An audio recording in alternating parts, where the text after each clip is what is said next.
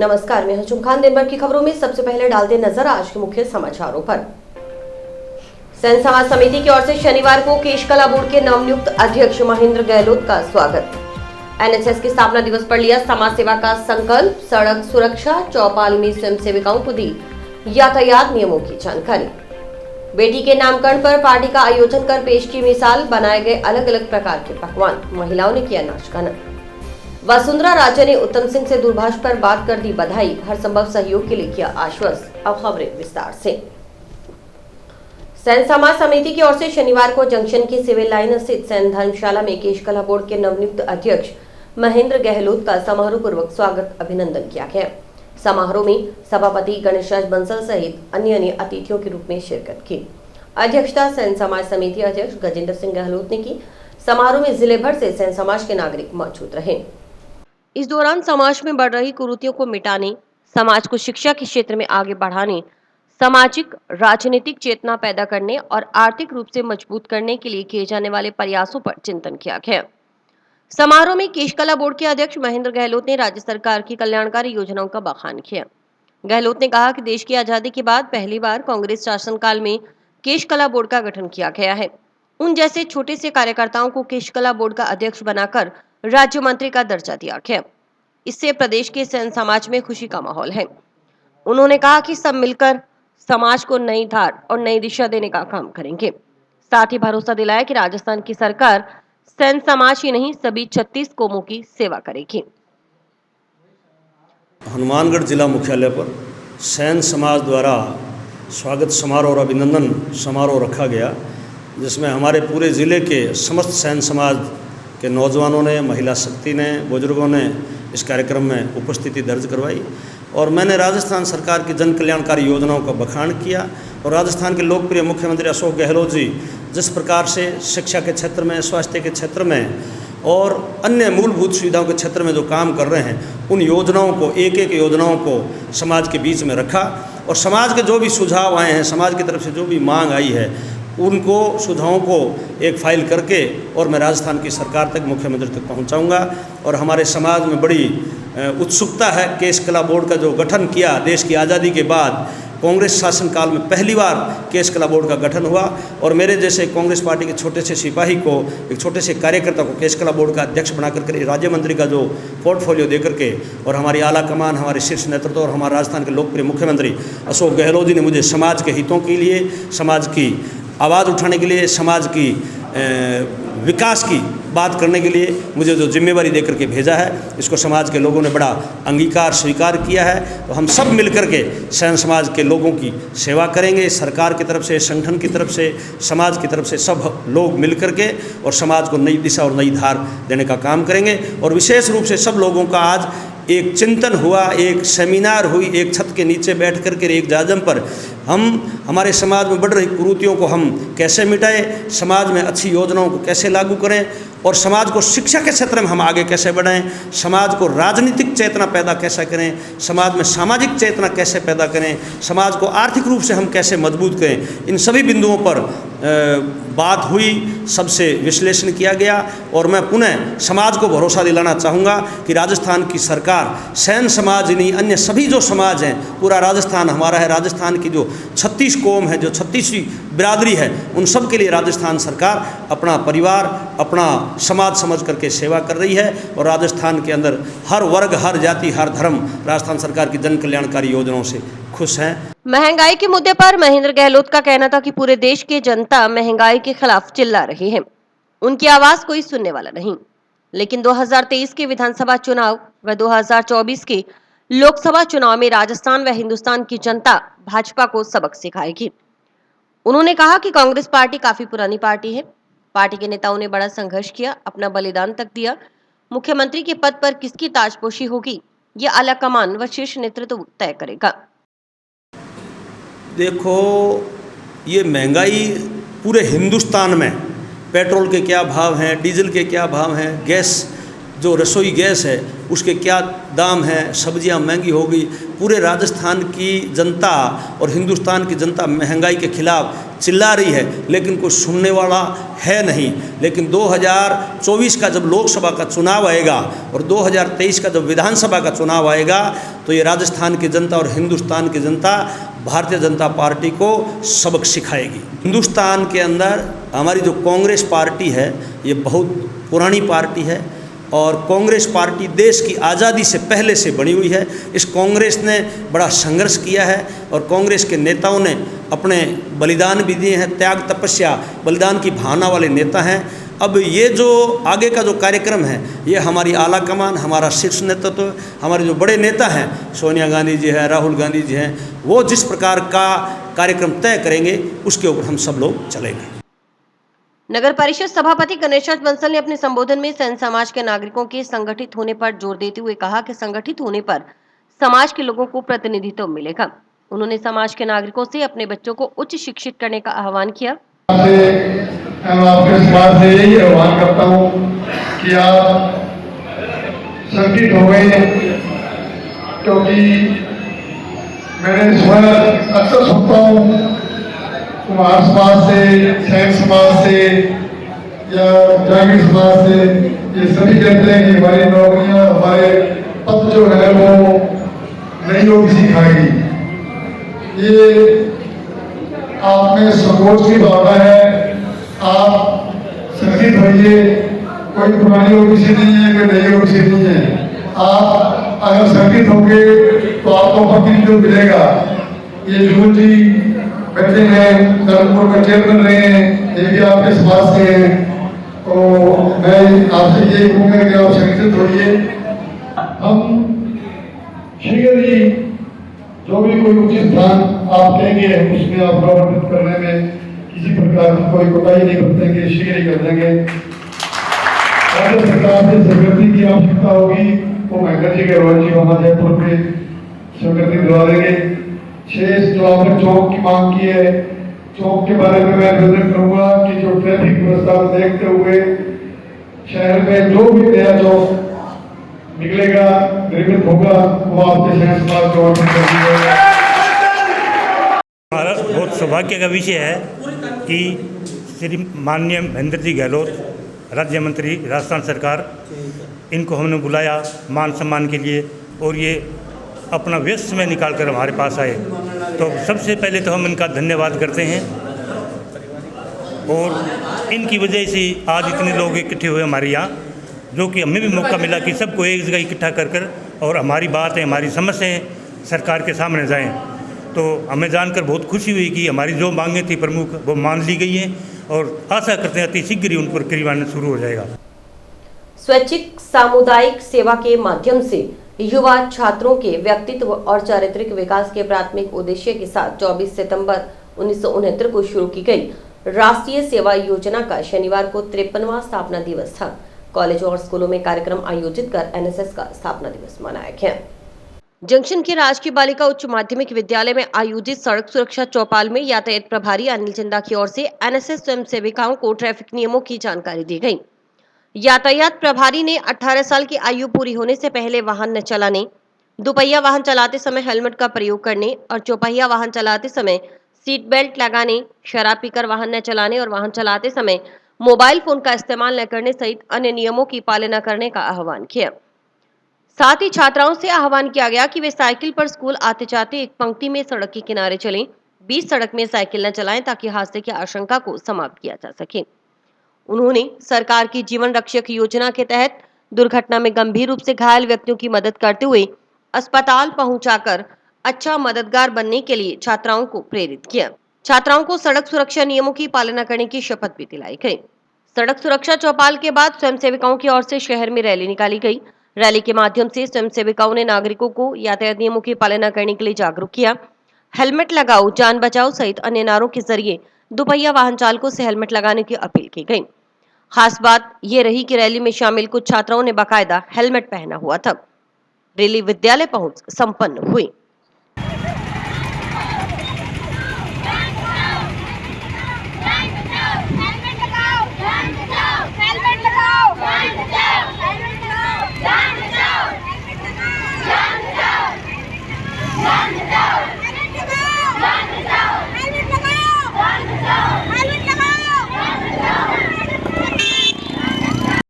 मैं राजकोष माध्यमिक विद्यालय में पढ़ती हूँ। यहाँ पे एनएनएस की स्थापना दिवस पर यहाँ पे हमें ट्रैफिक रूल्स के बारे में बताए गए हैं। हमने रैली निकाली थी और हमने नारे लगाए थे बहुत सारे, और यहाँ पे आके मतलब सीनियर इंस्पेक्टर ने आके हमें जानकारी दी है और कहा है कि ना शराब पीकर कभी भी वाहन नहीं चलाना चाहिए, 2 पहिया वाहन पे हेलमेट लगाना चाहिए और 4 पहिया वाहन पे हमें सीट बेल्ट का प्रयोग करना चाहिए, और ये सारी जानकारी हमें दी है। चाहती हूँ कि यहाँ पे जो हमें सर ने बताया है, बहुत अच्छी बात बताई है। सर ने हमें ये बताया कि हमें जो बच्चे साइकिल लेके आते हैं उन्हें एक साथ लाइन बना के चलना चाहिए, उनको इधर उधर नहीं होना चाहिए, क्योंकि इससे हमारी एक्सीडेंट हो सकता है। और हमें एक साथ बाईं तरफ जाना चाहिए और इधर उधर ध्यान नहीं देना चाहिए। फ़ोन पे बात करते हुए आगे नहीं चलना चाहिए। दुर्घटना कम होएगा और हमारे जीवन को सुरक्षा मिलेगी। और साथ में अगर हम सबको बताएंगे तो सब औरों की भी हेल्प वो होएगी, मृत्यु होने से बचेगी। हमें राजस्थान पुलिस द्वारा बताया गया है कि हमें सारे ट्रैफिक जो रूल्स है सभी को फॉलो करना चाहिए, और आज हमने नारे भी लगाए हैं और सभी लोगों को सतर्क किया है कि हेलमेट लगाओ और जान बचाओ। मेरी सभी से यही अपील है कि आप सभी हेलमेट लगाओ और सभी ट्रैफिक जो रूल्स हैं उनको फॉलो करो। आधुनिक युग में बेटियों की गर्भ में ही भ्रूण हत्या कर दी जाती है। हालांकि सरकार ने कानून बनाकर इस पर रोक लगा दी, लेकिन अब भी कुछ लोग चोरी छिपे भ्रूण हत्या जैसे घिनौने कार्य कर रहे हैं। ये बात किसी से छिपी नहीं कि आज बेटियां भी बेटों से कम नहीं है। इन सब के बीच टाउन के वार्ड 45 बरकत कॉलोनी निवासी सुनील कुमार ने अपनी नवजात बिटिया के नामकरण के शुभ मौके पर पार्टी का आयोजन कर मिसाल पेश की।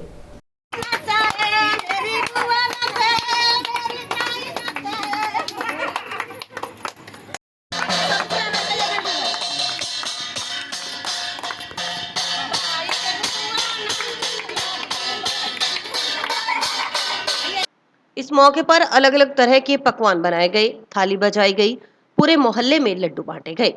परिवार की महिलाओं ने जमकर नाच गाना किया। बेटी के नामकरण के मौके पर हुए इस कार्यक्रम की हर किसी ने सराहना की। सुनील कुमार ने बताया कि उसकी पत्नी पूनम ने पिछले दिनों बेटी को जन्म दिया, तब घर में लक्ष्मी के जन्म लेने की खुशी में थाली बजाई गई, आस पड़ोस में मिठाइयां बांटी गई, साथ ही बेटी के नामकरण पर पार्टी करने का निर्णय लिया गया। सुनील कुमार के अनुसार वे स्वयं व परिवार के सदस्य बेटी बेटे को एक बराबर मानते हैं, क्योंकि आज बेटियां भी बेटों से किसी क्षेत्र में कम नहीं। ऐसे सैकड़ों उदाहरण हैं जिनमें बेटियों ने उच्च मुकाम हासिल कर अपने माता पिता का नाम रोशन किया है। उन्हें भी उम्मीद है कि उनकी बेटी भी बड़ी होकर पूरे परिवार और समाज का नाम रोशन करेगी। लड़की हुआ तो उसका नामकरण का पार्टी था, तो उसी के चक्कर में हमने ये सारा प्रोग्राम करा था। और ये मैं सुनील हो, ये मेरी वाइफ पूनम है और ये मेरी लड़की है। इनके लिए किया था जो भी हुआ था। हमारे लिए लड़का लड़की सारा बराबर है। हमने इनके खास किया था जो भी किया है। हमारे नज़र में सब एक ही है। लक्ष्मी पैदा हुआ है तो लक्ष्मी के कारण हम लोग पार्टी कर रहे हैं। भेदभाव कुछ नहीं है। हमारे लड़का और लड़की को दोनों के एक समान रखा जाता है। इस कारण से हम पार्टी हमारे भाभी के घर पे रखें। खुशी हुआ, खुशी बहुत मन में हमारे खुशी हुआ भी 1.5 साल के अंदर हमारे हुए हैं, कन्या पैदा लिया है और एक खुशी के माहौल में आए हैं, तो खुशी तो करना ही है। इस मोहल्ले में तो कभी नहीं देखा, पर आज हमने देखे हैं। इसे भी करना चाहिए, बढ़ाना चाहिए। लड़की बढ़ाओ और लड़की को कदर करो। इस घर के बेटी हैं और खुशी तो हमको भी बहुत हुई है। और ये पहला पोत की हुई है लड़की इनके, तो हमारे को तो खुशी बहुत है, इसलिए पार्टी की है बेटी को जात में। आजकल बेटा से 2 कदम बेटी आगे है, इसलिए बेटी को ज़्यादा मानना चाहिए। हमने बहुत कुछ किया है, यहाँ पे छठी भी हुआ है, खाना पीना हुआ है, इससे भी बहुत मन में खुश है। बहुत आइटम के खाने बने हैं घर में, बहुत ज़्यादा खुशी है। अब बाकी हमारे सारे रिश्तेदार हैं, हमारे फैमिली भी बजाए हैं उससे, और डांस डूस भी फुल किया हमने। राज्य स्तरीय राजकीय अधिवक्ता अधिवेशन धार्मिक नगरी पुष्कर में आयोजित किया गया। अधिवेशन के प्रथम चरण में आयोजित कार्यक्रम में मुख्य अतिथि शासन सचिव विधि विभाग अनुपमा बिचलारी थी। उन्होंने पूरे राजस्थान में से मौजूद राजकीय अधिवक्ताओं को संबोधित करते हुए नए कानूनों की जानकारी दी। उच्चतम न्यायालय और उच्च न्यायालय के ताजा निर्णयों की जानकारी देते हुए विभिन्न कानूनों पर विस्तार से चर्चा की गई। कार्यक्रम में अभियोजन की ओर से शानदार कार्य करने और राज्य पक्ष की प्रभावी पैरवी करने के लिए हनुमानगढ़ जिले से एनडीपीएस कोर्ट के विशिष्ट लोक अभियोजक दिनेश दाधीच, लोक अभियोजक उग्रसेन, SC/ST कोर्ट के PP दुलीचंद चांवरिया, राजकीय सिविल अधिवक्ता संदीप टक्कर, संग्रिया एडीजी कोर्ट के PP अनिल चोयल को प्रशस्ति पत्र और स्मृति चिन्ह प्रदान कर सम्मानित किया गया। हनुमानगढ़ जिले के सम्मानित किए गए राजकीय अधिवक्ताओं का राज्य पक्ष की पैरवी करने में प्रभावी सहयोग रहा। अपराधियों को सजा दिलाने में सजा प्रतिशत अच्छा रहने पर विधि विभाग की ओर से राज्य स्तरीय सम्मेलन में सम्मान किया गया। मुख्य अतिथि शासन सचिव विधि विभाग अनुपमा बिजलानी ने सभी अभियोजकों को संबोधित करते हुए बताया कि राजस्थान में अभी अभियोजन कार्यालयों में शीघ्र सभी कर्मचारियों की नियुक्ति कर दी जाएगी। अन्य सभी सुविधाएं भी 1 माह में उपलब्ध करवाई जाएगी। उन्होंने विशेष अधिनियम के मामलों में विशेष लोक अभियोजकों को अपने प्रकरणों में विशेष ध्यान देने के लिए भी निर्देशित किया। हनुमानगढ़ से हम लोग 5 लोक अभियोजक आए हैं, जिसमें उग्रसेन नैन साहब हैं लोक अभियोजक, संदीप टक्कर जी हैं, अनिल चोयल साहब संग्रिया से हैं और दुलीचंद जी हैं। हनुमानगढ़ में राजकीय अधिवक्ताओं का प्रथम बार इस देवभूमि पुष्कर में राज्य स्तरीय कार्यक्रम आयोजित करवाया गया है। मैं बधाई देता हूं हमारे अजमेर जिले के लोक अभियोजकगण को, जिन्होंने यह इतनी शानदार व्यवस्था हम सभी के लिए की है। विवेक पारासर जी के नेतृत्व में की गई यह व्यवस्था हमारे आदरणीय अनुपमा बिजलानी जी लो सेक्रेटरी साहब जो कार्यक्रम में पधारेंगे, हमारे डीजे साहब अजमेर के कार्यक्रम में पधारेंगे। निश्चित रूप से राजस्थान से सभी लोक अभियोजकगण जो आए हैं उनको कानूनों की नई जानकारी मिलेगी, जो मानदेय बढ़ाया, जो सुविधाएं क्रिएट की, प्रत्येक ऑफिस में कर्मचारी परमानेंट नियुक्त किए, साधन उपलब्ध करवाए, तो निसंदेह अपराधियों को सजा दिलवाने में अब हम लोगों की भूमिका महती रहेगी। जंक्शन के सरस्वती कन्या महाविद्यालय में नवप्रवेशी छात्राओं के स्वागत में सीनियर छात्राओं की ओर से शनिवार को फेयरवेल पार्टी का आयोजन किया गया। इस पार्टी में छात्राओं ने जमकर धमाल मचाया। कार्यक्रम का उद्घाटन प्राचार्य डॉक्टर श्याम सुंदर शर्मा ने दीप प्रज्वलित कर किया। इसके बाद नवप्रवेशी छात्राओं का तिलक लगाकर स्वागत किया गया। समारोह में सीनियर छात्राओं ने विभिन्न सांस्कृतिक कार्यक्रमों की प्रस्तुतियां देकर समापन किया।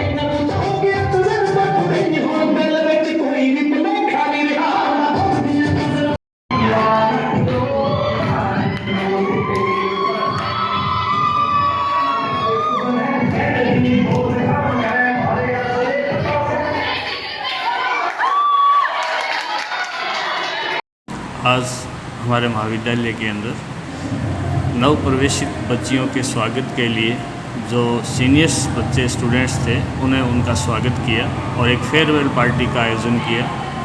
इसमें नए जो बच्चे हैं उनको महाविद्यालय के अंदर उनका तिलक लगाकर स्वागत हुआ और उनका नाच गान और डांस के द्वारा ये आपस में घुल मिल जाए, ये उसका उद्देश्य था। हमारे सरस्वती कन्या महाविद्यालय के अंदर फ्रेशर्स पार्टी है आज 24 सितंबर को। तो यहाँ सभी फर्स्ट ईयर सेकेंड ईयर सभी ग्रेजुएशन की लड़कियाँ हैं और यहाँ सब मतलब कि फर्स्ट ईयर ये पार्टी इसीलिए रखी है ताकि फर्स्ट ईयर की जो आगे वाले जो डेज़ हैं सेकेंड ईयर या फाइनल ईयर अपनी ग्रेजुएशन करेंगे उनकी बेस्ट विशेज़ के लिए, उनके वेलकम्स के लिए, ताकि वो अपनी इंजॉय भी करें, स्टडी भी करें और आगे अपने हार्डवर्क करके अपनी सक्सेस करें। पर गेम्स भी हैं बलून्स वाले और 2-3 गेम्स स्टूडेंट्स के लिए, ए गेम्स टीचर्स के लिए भी था और सभी ने बड़ा एंजॉय किया। और अभी वक्त है एक ब्रेक का।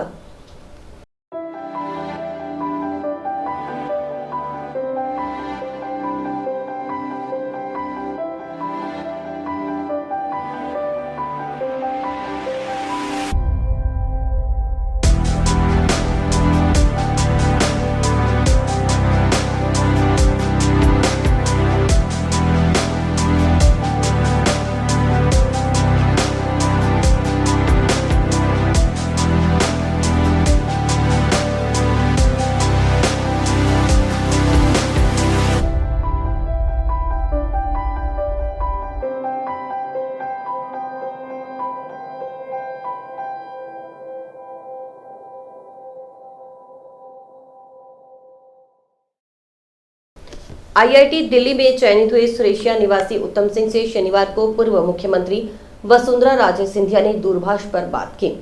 वसुंधरा राजे सिंधिया ने उत्तम सिंह को बधाई देते हुए हौसला अफजाई करते हुए भविष्य के लिए शुभकामनाएं दी, साथ ही हर संभव सहयोग के लिए आश्वस्त किया। जंक्शन के गांधीनगर स्थित श्री झूलेलाल मंदिर में शनिवार को झंडारोहण के साथ 2 दिवसीय 54वां वार्षिक मेला महोत्सव प्रारंभ हो गया। पूज्य सिंधी पंचायत गांधीनगर की ओर से आयोजित की जा रहे महोत्सव का आगाज सुबह 9:15 बजे झंडारोहण के साथ हुआ। शाम को शोभा यात्रा निकाली गई। रविवार शाम 5:15 बजे ज्योति प्रज्वलित करने का कार्यक्रम होगा। इसके बाद शहनाई वादन का कार्यक्रम होगा।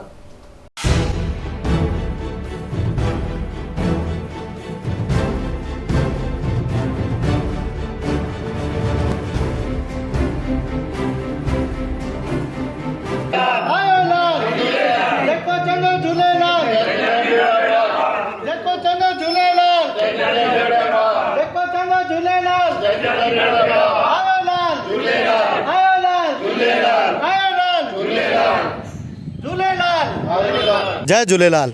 ये हमारा गांधीनगर का पिछले 54वां वार्षिक महोत्सव मेला है, जो कि हर वर्ष बड़े ही धूमधाम से मनाया जाता है, जिसमें हमारे आज सुबह पहले झंडारोहण हुआ और अब शाम को शोभा यात्रा है, जो कि शोभा यात्रा हमारे यहाँ से चक ज्वाला सिंह से होते हुए, चक ज्वाला रोड से होते हुए सावन कॉलोनी, तंवर कॉलोनी और लालाजी बालाजी कॉलोनी, उसके बाद चंडीगढ़ हॉस्पिटल रोड पर नंदा कॉलोनी, वहाँ से होते हुए वापस जोत नहर पनवान पे जाएगी। और कल के मुख्य कार्यक्रम हमारे ये रहेंगे। शाम को जो बाहर से आने वाले कलाकार हैं, लवी संधू म्यूजिकल ग्रुप महाराष्ट्र, जिनका प्रोग्राम 7:15 बजे से लेकर रात को 12:15 बजे तक रहेगा और 8:15 बजे हमारा भंडारा होगा। आज हम गांधीनगर के सभी सिंधी समाज के लोग इकट्ठे हुए हैं, क्योंकि ये हम अभी झूलेलाल जी का 54वां वार्षिक महोत्सव मना रहे हैं। पिछले 2 सालों से कोरोना के चलते हुए इसको छोटे रूप में मनाया जा रहा था। अब बड़ी उत्साह व लगन के साथ हम इसे पूरे उत्साह के साथ 54वां वार्षिक महोत्सव मना रहे हैं। हम ईश्वर से यही कामना करते हैं कि सदा सुख समृद्धि सभी के घरों में बनाए रखे और सभी के मनोकामनाएं पूरी करे। जो जिसकी इच्छा है वो सभी पूरी करे। आयो लाल सभी चौ झूलेलाल। जंक्शन स्थित हेमगिरी कॉन्वेंट सेकेंडरी स्कूल में शनिवार को छात्र नेतृत्व सम्मेलन का आयोजन किया गया। इस मौके पर बच्चों की ओर से तैयार किए गए चार्ट व मॉडलों की प्रदर्शनी लगाई गई। बच्चों के अभिभावकों ने प्रदर्शनियों का अवलोकन कर उन्हें प्रोत्साहित किया। इस प्रतियोगिता में बच्चों के अभिभावकों की ओर से अंक प्रदान किए गए। इन्हीं अंकों के आधार पर विजेता टीम का निर्धारण भी किया गया। स्कूल डायरेक्टर प्रवीण कुमार वर्मा ने बच्चों की प्रतिभा की सराहना की।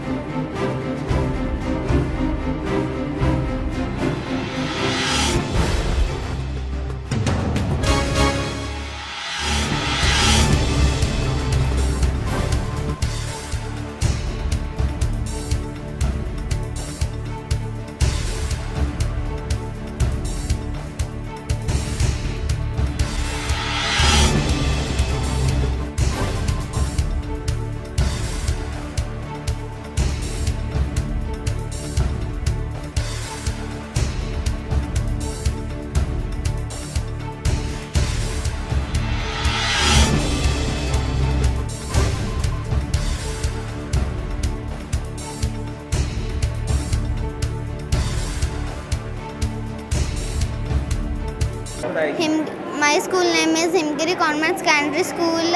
Today a function is presentation. My topic is trees. Today trees are cutting, burning for new development. आजकल नया समाज बनाने के लिए पेड़ों को काटा जा रहा है। It can cause many problems. इसके कारण हमें बहुत समस्याएं होती है। If one tree is going to cut down, we must plant 10 trees at that place. अगर एक पेड़ काटा जाए तो उसकी जगह 10 पेड़ लगाने चाहिए।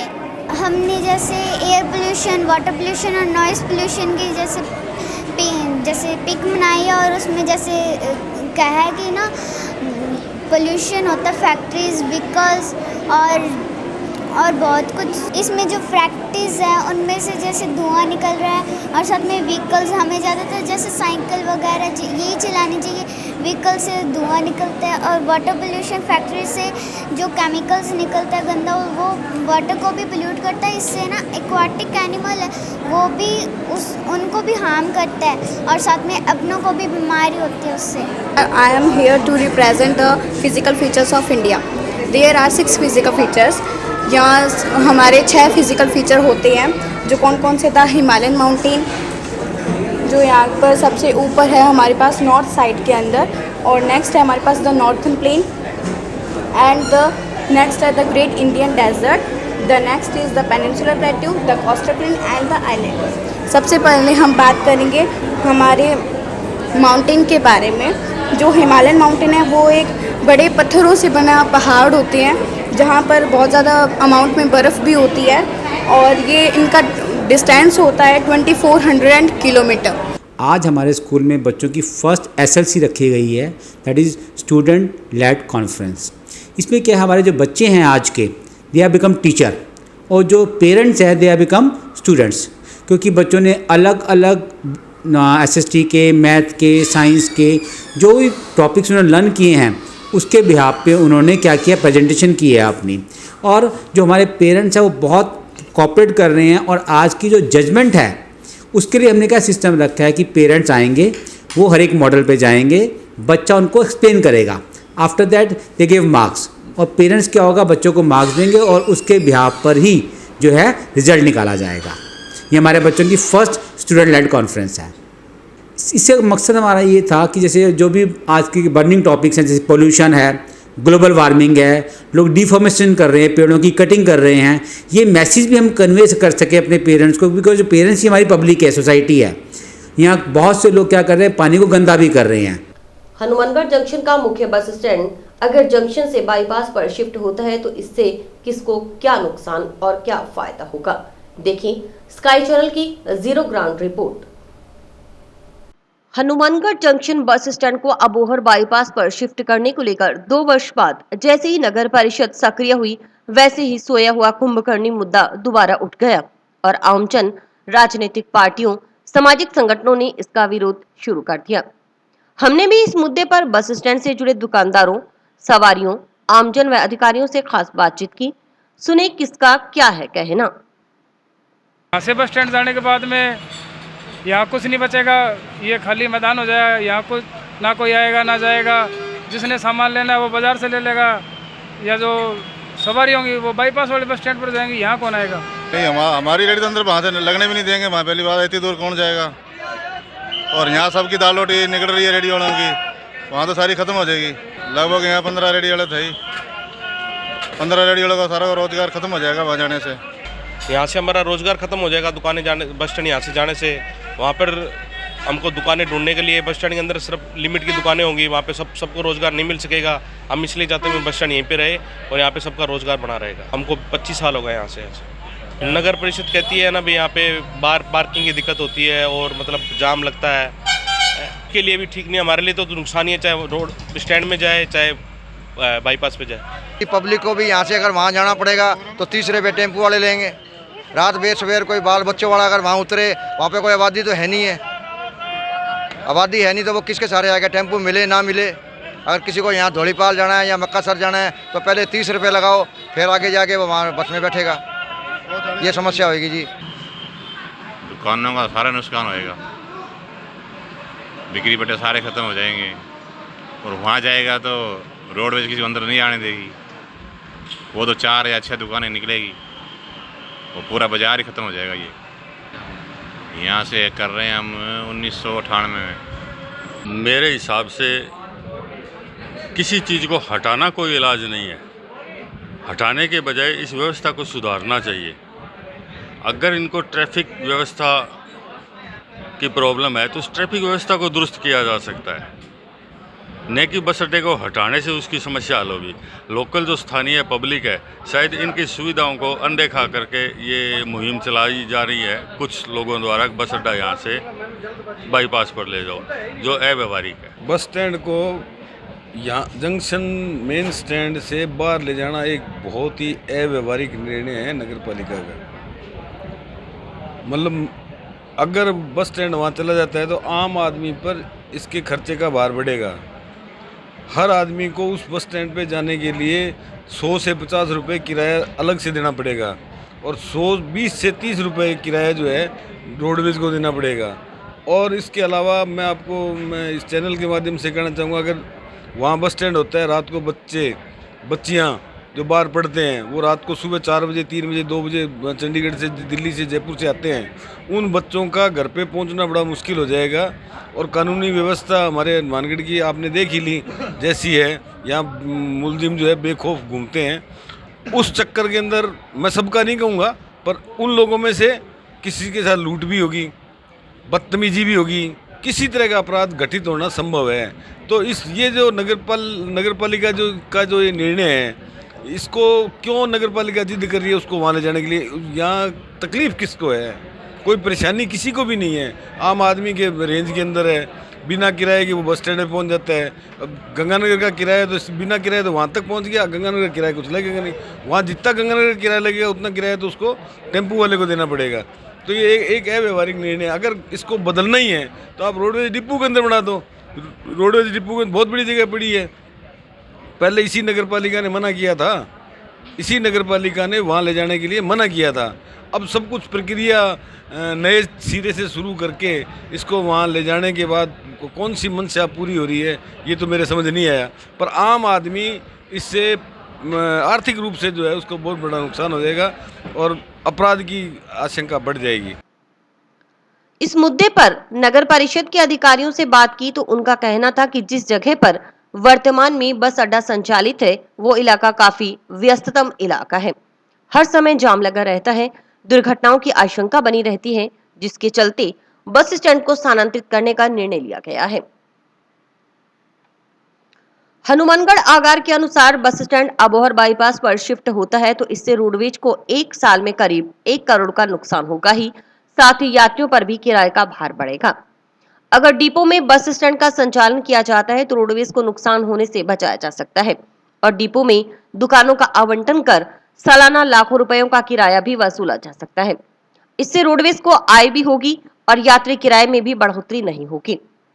वहीं भोबिया का कहना है कि 2020 में नगर परिषद द्वारा ही रोडवेज को एक प्रस्ताव भेजा था, जिसमें ये कहा गया था कि नगर परिषद रोडवेज डिपो में बस स्टैंड बनाने को तैयार है, लेकिन आपसी सहमति नहीं बनने से प्रस्ताव अटक गया था।